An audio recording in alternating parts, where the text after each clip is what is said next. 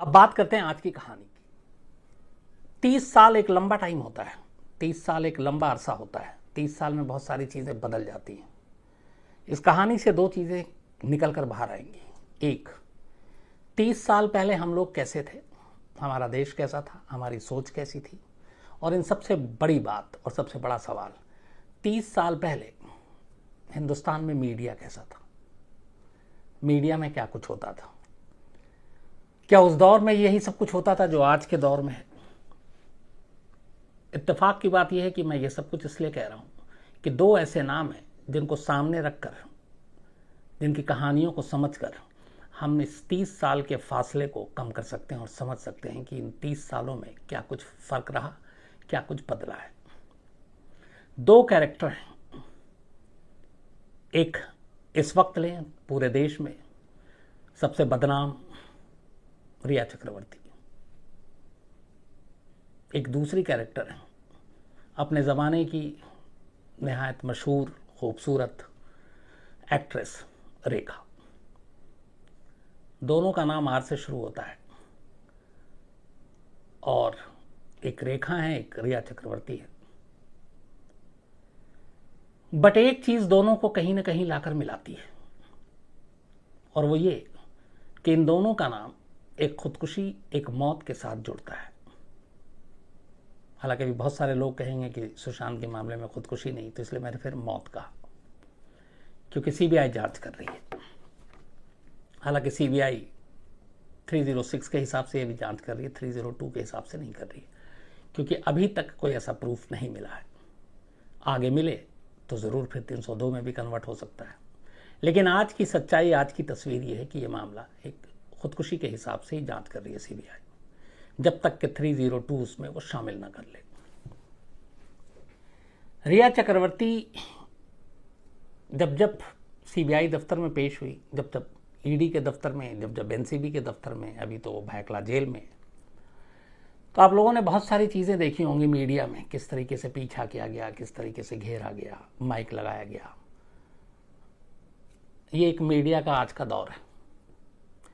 30 साल पहले ऐसे एक मामला आया था, तब भी क्या ऐसा था? तो दो चीज़ें हैं।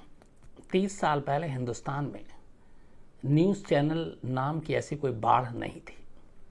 एक दूरदर्शन हुआ करता था, मैं 1990 की बात कर रहा हूँ, और एक आध दो प्राइवेट चैनल शायद शुरू होने वाले थे, जैसे जी, और एक आध मुझे याद नहीं आ रहा है। बाकी के चैनल जो है सब उसके बाद आए।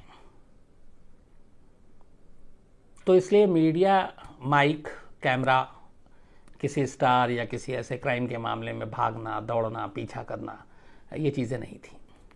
लेकिन प्रिंट था, मैगजीन थी, और तब अखबारों का दबदबा भी बहुत था। वो किसी को भी कुछ भी बना और बिगाड़ सकता था। और इसीलिए इन दोनों कहानियों का जो जिक्र किया, इसकी वजह ये है कि एक ने ट्वीट किया रेखा की 30 साल की पुरानी उस कहानी को, उसके बाद सोशल मीडिया पे बहुत सारी चीज़ें आने लगी, और उसने उस ट्वीट में ये दिखाया कि कैसे रिया और रेखा में क्या समानता है इनके केस में। उसको लेके बहुत सारी राय है, मैं उन राय पे नहीं जाऊंगा, मैं सिर्फ कहानी पे आता हूँ। फिल्म इंडस्ट्री में रेखा, इनसे हम सब वाकिफ़ हैं, एक खूबसूरत एक्ट्रेस, बेहतरीन अदाकारी। और रेखा के बारे में ये कहते हैं कि रेखा जैसे जैसे उम्र बढ़ती गई वैसे वैसे और वो खूबसूरत होती गई। उस वक्त के मद्रास, आज के चेन्नई में पैदा हुई रेखा एक फिल्मी बैकग्राउंड से ही आती थी। उनकी माँ पुष्पावल्ली एक एक्टर थी, और पिता जेमिनी गणेशन, बड़ा नाम था ये साउथ इंडिया में, ये उन दोनों की बेटी थी। लेकिन जेमिनी गणेशन ने ज़्यादा प्यार दिया नहीं बचपन से ही, तो रेखा को प्यार मिला नहीं पिता का। फिर ऐसा दौर आया कि बाप ने छोड़ दिया, माँ काम कर रही थी, फिर काम नहीं मिली, तो रेखा ने स्कूल की पढ़ाई छोड़ दी, और 14 साल की उम्र में ही वो मद्रास छोड़कर मुंबई पहुंच गई। और फिर मुंबई में उन्होंने अपनी फिल्मी करियर की शुरुआत की। और कहते हैं कि एक फ़िल्म की शूटिंग के दौरान, जो उनकी पहली फिल्म थी मुंबई में, मुझे नाम याद नहीं है, तब उनकी उम्र 15 साल थी। एक सीन शूट होना था और विश्वजीत उसके हीरो थे, और रेखा को बताया नहीं गया कि इस सीन में किसिंग का सीन है। और जैसे ही एक्शन हुआ, विश्वजीत ने रेखा को किस करना शुरू कर दिया, और रेखा को कुछ समझ में नहीं आया, और डायरेक्टर ने कट भी नहीं किया। करीब 4-5 मिनट तक ये सीन चला और कहते हैं कि रेखा उस वक्त बेपनाह रो रही थी कि ये क्या हो रहा है। रेखा ने बाद में कई इंटरव्यू में भी कहा कि उनके साथ बहुत शोषण हुआ उनका। लेकिन फिर धीरे धीरे वो फिल्म इंडस्ट्री में आई। जितेंद्र के साथ कहते हैं कि रेखा ने जब एक फिल्म की, शिमला में शूटिंग चल रही थी, तो जितेंद्र से पहली बार उन्हें प्यार हुआ।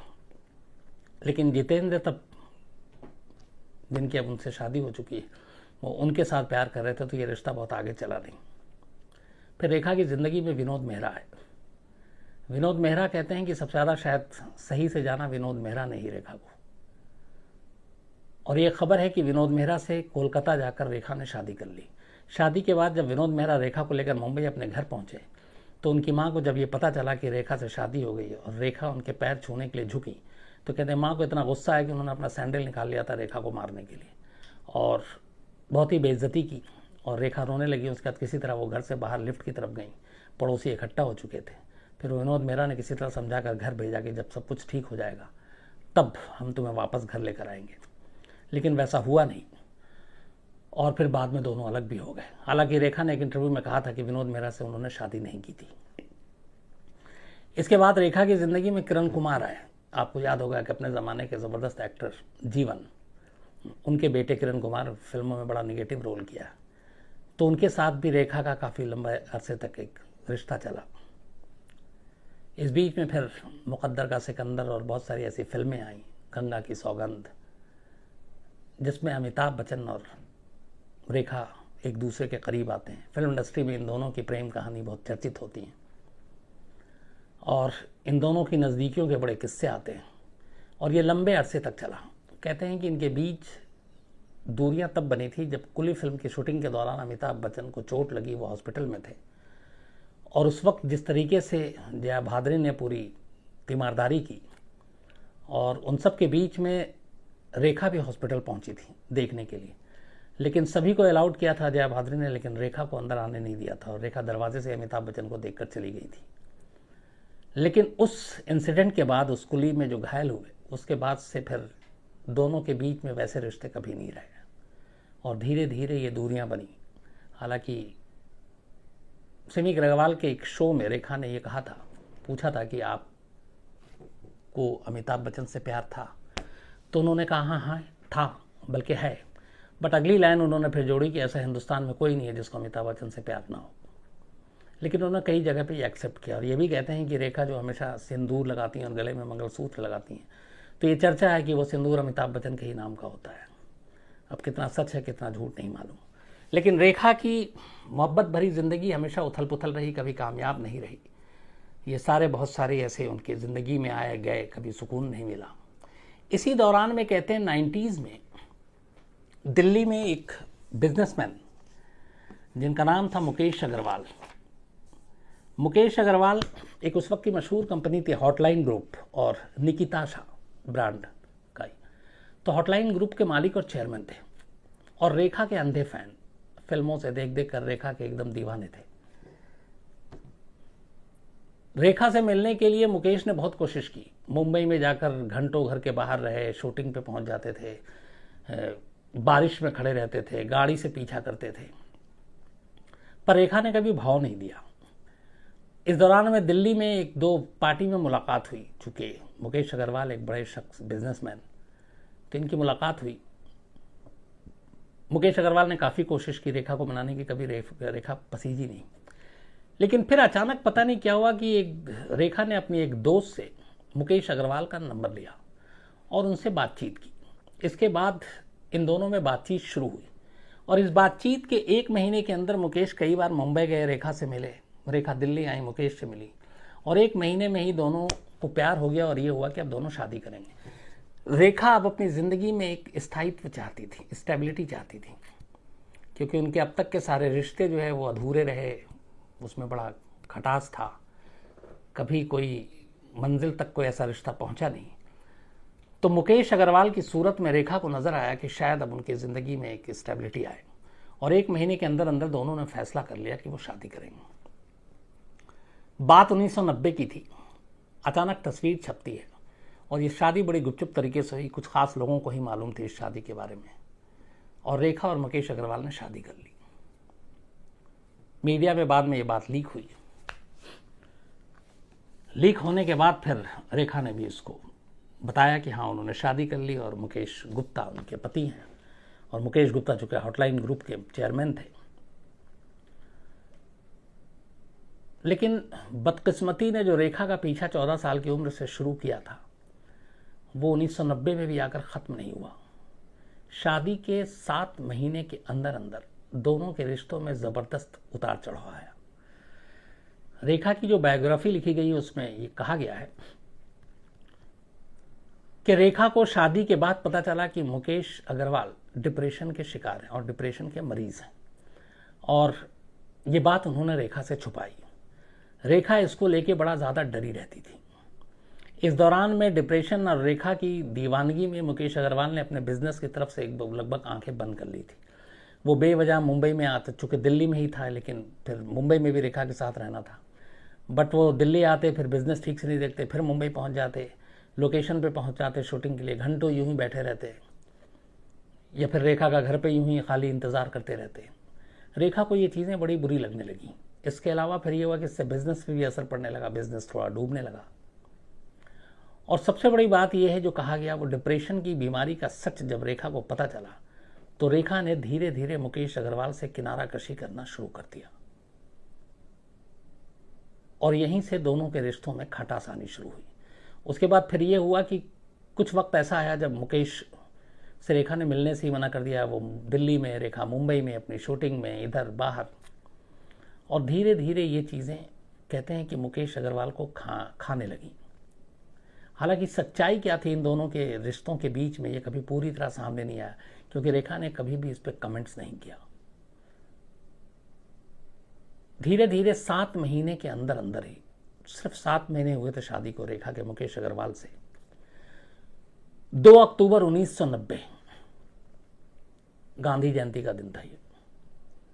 रेखा स्टेज शो के लिए लंदन गई हुई थी और 2 अक्टूबर 1991 को वो वहीं थी। ये 1990 में शादी हुई थी, 1991 की बात है। 2 अक्टूबर 1991 रेखा लंदन में स्टेज शो कर रही थी। मुकेश अपने घर पे थे। रेखा के पास फोन आता है, रेखा की जो ननद है, जो मुकेश की बहन है, उनका, कि मुकेश ने गले में फंदा डालकर पंखे से लटक कर खुदकुशी कर ली है। रेखा के लिए यह खबर किसी बम की तरह थी। इस दौरान इधर खबर तेजी से फैली, क्योंकि एक तो मुकेश अग्रवाल रेखा के पति के तौर पे पूरे देश में कुछ वक्त पहले ही सारे अखबारों में, मैगजीन में खबरें भरी पड़ी हुई थी, और अचानक उसी रेखा के पति की खुदकुशी की खबर, लोग हिल गए। इसके बाद धीरे धीरे जो खबरें बाहर आई उसने सबको बेचैन कर दिया। पता चला कि मुकेश ने अपने गले में जो फंदा कसा था वो फंदा रेखा का दुपट्टा था, और उस दुपट्टे से अपने गले में फंदा बनाया और उसका दूसरा सिरा पंखे में डाला और वो झूल गए। और इस दुपट्टे को लेकर कहानी आई कि वो आखिरी वक्त तक रेखा के प्यार में बुरी तरह से गिरफ्तार थे, रेखा से बेइंतहा प्यार करते थे, और रेखा की दूरी और रेखा की जो बीमारी उनकी जानने के बाद किनारा हो जाना, इन चीज़ों ने मुकेश को बुरी तरह से तोड़ दिया। और उसी गम में और डिप्रेशन में मुकेश ने निशानी के तौर पर रेखा के दुपट्टे से ही गले में फंदा डालकर खुदकुशी कर ली। खबर रेखा तक पहुंचती है, रेखा वहां से भागते हुए इंडिया पहुंचती हैं, लेकिन इंडिया आते ही एक दूसरी कहानी शुरू हो जाती है, और इस कहानी की शुरुआत होती है मुकेश अग्रवाल की माँ से। मुकेश अग्रवाल की माँ आकर जो कहती हैं वो एकदम एक हिंदुस्तान में जो आम सास बहू की जो कहानियाँ होती हैं लगभग वही थी, और उनकी 2 लाइनों ने इस पूरी मुकेश की मौत की कहानी को पलट कर रख दिया। और देखते ही देखते रेखा घर घर में एक विलेन के तौर पर बदनाम हो गई। मुकेश की मां ने यह कहा, क्योंकि जवान बेटे की मौत हुई थी, रेखा के बारे में, और जब उनसे पूछा गया उस वक्त जाकर जर्नलिस्ट ने सबने पूछा कि कैसे हुआ, क्यों सुसाइड किया, सब कुछ ठीक था, तो माँ और मुकेश के भाई दोनों ने उस दिन बयान दिया था मीडिया को। जो माँ ने कहा पहली चीज़ 3 अक्टूबर 1991 को, वो ये कहा था कि वो डायन मेरे बेटे को खा गई। ये वो डायन किसी और के लिए नहीं, रेखा के लिए कहा था। भगवान उसे कभी माफ़ नहीं करेगा। ये मुकेश की मां ने मीडिया को बयान दिया था कि भगवान उसे कभी नहीं माफ करेगा क्योंकि वो डायन मेरे बेटे को खा गई है। अनिल गुप्ता जो मुकेश गुप्ता के छोटे भाई थे, उन्होंने कहा कि मेरा भाई रेखा से सच्चा प्यार करता था और वो उसके लिए कुछ भी कर सकता था। वो उसके लिए जान दे भी सकता था और जान ले भी सकता था। रेखा ने जो कुछ उनके साथ किया वो बर्दाश्त नहीं कर पाया और इसीलिए उसने खुदकुशी कर ली। हालांकि उन्होंने ये भी इल्ज़ाम लगाया था कि रेखा ने मुकेश से जानबूझ के शादी की थी सिर्फ मुकेश के पैसों के लिए। ये रेखा के देवर ने इल्ज़ाम लगाया। माँ ने रेखा को डायन कहा, भाई ने मुकेश के रेखा को पैसों के लालच में शादी करने के लिए कहा और उनका यह भी कहना था कि जिस दिन उसने सुसाइड किया 2 अक्टूबर को, उस दिन सुबह वो बिल्कुल खुश था, नॉर्मल था, अच्छा था। तो कुछ समझ में नहीं आया कि ऐसा क्यों कर सकता था, जिंदा दिल इंसान था। इसके बाद ये पूरी खबरें छपी, मैगजीन, फिल्मी मैगजीन, हर जगह पे ये खबरें आने लगी और देखते ही देखते रेखा एक विलन, एक वैम्प की तरह हर तरफ बदनाम हो गई। सेम वैसे ही जैसे आज के दौर में रिया है। मैंने इसीलिए कहा सोशल मीडिया पे आया था। यहां तक कि उस वक्त फिल्म इंडस्ट्री में बड़े बड़े लोगों ने भी रेखा से किनारा कर लिया था। सुभाष घई जैसे बड़े शोमैन, मशहूर डायरेक्टर, उन्होंने उस वक्त बड़ा सुर्खियों में उनका बयान आया था। उन्होंने बयान दिया था जब मुकेश की मां ने कहा था कि वो डायन मेरे बेटे को खा गई, तो सुभाष घई का बयान आया था। और बयान क्या था कि रेखा ने पूरी फिल्म इंडस्ट्री के मुंह पे कालिक पोत दी है। ये सुभाष घई के बयान है 1991 के, और इसको आसानी से नहीं धोला जा सकता। उनका कहना था कि रेखा की इस हरकत के बाद और मुकेश की इस मौत के बाद कोई भी शख्स हिंदुस्तान का किसी फिल्म इंडस्ट्री की एक्ट्रेस को अपनी बहू बनाने के लिए तैयार नहीं होगा। आप लाइन देखिए कि पहली तो ये कि फिल्म इंडस्ट्री के फेस पे एक ऐसा कालिक पोती है जो आसानी से नहीं धुलेगा। दूसरा, उन्होंने कहा कि रेखा की इस हरकत से कोई भी अब आम हिंदुस्तानी किसी हीरोइन को अपनी बहू बनाने से पहले 1000 बार सोचेगा। उन्होंने ये भी कहा था कि यह खुद रेखा के प्रोफेशनल करियर के लिए अब सबसे मुश्किल होगा और उन्हें शायद ही कोई डायरेक्टर काम दे किसी भी फिल्म में। उनका यह भी लाइन था कि अब ऑडियंस, जो दर्शक है, वो कैसे एक्सेप्ट करेंगे कि भारत की नारी और इंसाफ की देवी रेखा है। ये अपने आप में बहुत कड़े लाइनें थे उस वक्त रेखा के लिए, और इससे आपको ये भी पता चलता है कि फिल्म इंडस्ट्री ने भी कैसे रेखा को उस वक्त किनारे किया और रेखा को एक विलन के तौर पर देखा। इतना ही नहीं, कई फिल्मों में रेखा के साथ उस वक्त अनुपम खेर ने काम किया था। मुकेश अग्रवाल की मौत के बाद अनुपम खेर ने भी स्टेटमेंट दिया मीडिया में, और उनका ये कहना था कि now she is become the national vamp. ये अनुपम खेर की लाइन थी रेखा के लिए कि now she is become the national vamp. Professionally and personally I think it is a curtain for her. I mean I don't know how will I react to her if I come face to face with her. अगर मैं कभी उनके सामने आया, आमना सामना हो, तो पता नहीं मैं कैसे फेस करूंगा।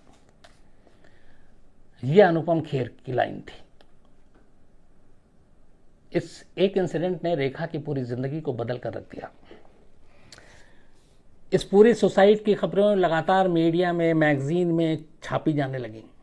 हेडलाइंस ऐसे ऐसे होते थे जैसे द ब्लैक विडो, ये रेखा के लिए यूज किया गया। Showtime November 1990। The macabre truth behind Mukesh suicide, ये सिने ब्लिट्स ने लिखा था।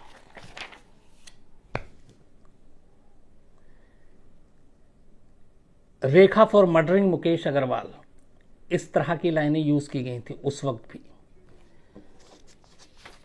1990 और 2020 में हमें करीब 30 साल हो गए। ये सारी चीज़ें रेखा को फिल्म इंडस्ट्री में जो जो कहा गया और उन्हें एक विलन के तौर पर वो कभी सामने नहीं आती।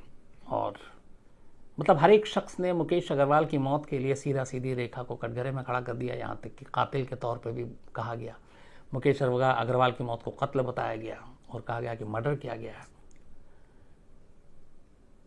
रेखा ने उसके बाद कभी पलट के इस पे जवाब नहीं दिया और वो खामोश रहीं। फिर बाद में एक फिल्म थी, मुझे याद नहीं आ रहा है कौन सी फिल्म, उस फिल्म से उन्होंने कम बैक किया। हाँ, यहाँ तक कि जब ये इंसिडेंट हुआ तो रेखा की कुछ फिल्में थी जिसके जो ऑडियंस है वो भी, जो दर्शक थे रेखा के अपने चाहने वाले, वो भी रेखा से नाराज़ हो गए थे। यहाँ तक कि उनके शहर में कई जगह पे पोस्टर तक पे काली पोत दी गई थी रेखा के, और रेखा का बैकआउट किया गया। लेकिन फिर उसके बाद रेखा ने कम बैक किया कुछ वक्त के बाद, और फिल्म सुपरहिट रही। बट इस एक इंसिडेंट ने रेखा की ज़िंदगी को बहुत बुरी तरह से बदल दिया था। 1990 का वो दिन है और आज का दिन है। रेखा ने फिर कभी नहीं कहा अपने एक बायोग्राफी को जो इंटरव्यू के लिए दिया था उसके अलावा, और न कभी इस बारे में कोई जिक्र किया। उसके बाद मुकेश के भाई और माँ और बाकी तमाम लोग भी खामोश हो गए। और ये केस जो 1990-91 में था, 2020 में भी वही है। एक सुसाइड का केस है और इसमें कुछ नहीं हुआ, क्योंकि कोई ऐसा नोट या कोई ऐसा जिम्मेदार किसी को ठहराने के लिए नहीं किया गया था उस केस में भी, तो वो हुआ नहीं। वरना ये भी था कि मर्डर है या रेखा की वजह से खुदकुशी की है तो रेखा को जेल जाना चाहिए। बट 1990 में जो ये केस जहाँ पे खड़ा था वहाँ पे आज भी है, इसमें कोई भी प्रगति नहीं हुई। लेकिन हाँ, उस वक्त उस दौर में रेखा कुछ वक्त के लिए इस देश की सबसे बड़ी विलन बनी हुई थी। वो रेखा जिनके करोड़ों चाहने वाले हैं इस देश में। बट वक्त सबसे बड़ा मरहम होता है। वक्त पे मरहम रखा गया और धीरे धीरे ये गम भी दूर हुआ और रेखा वापस आती हैं, वापस फिल्म इंडस्ट्री में आती है, वापस अवार्ड फंक्शन में जाती हैं, कई फिल्मों में काम किया। यही सुभाष घई, यही अनुपम खेर, न जाने उसके बाद कितनी पार्टियों में, कितने अवार्ड फंक्शन में मिले जिन्होंने ये सारी बातें कही थी। मुझे लगा ये कहानी इसलिए सुनानी चाहिए थी क्योंकि इसके ज़रिए दो चीज़ें पता चलेंगी। 90 में भी इसी तरीके से मीडिया काम कर रहा था, 20 में यही है। बस फ़र्क ये है कि 20 में अब इलेक्ट्रॉनिक मीडिया का ज़्यादा जोर है, कैमरे माइक हर जगह है, पीछा हर जगह किया जा सकता है और अदालती फैसले से पहले फैसला सुनाया भी जा सकता है। तो ये थी कहानी रेखा के पति मुकेश अग्रवाल की खुदकुशी की।